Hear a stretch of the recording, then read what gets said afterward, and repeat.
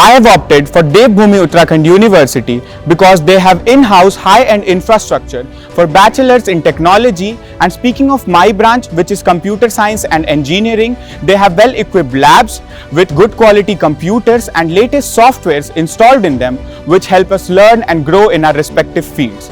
The placement record and the list of recruiters of this university also attracted my attention.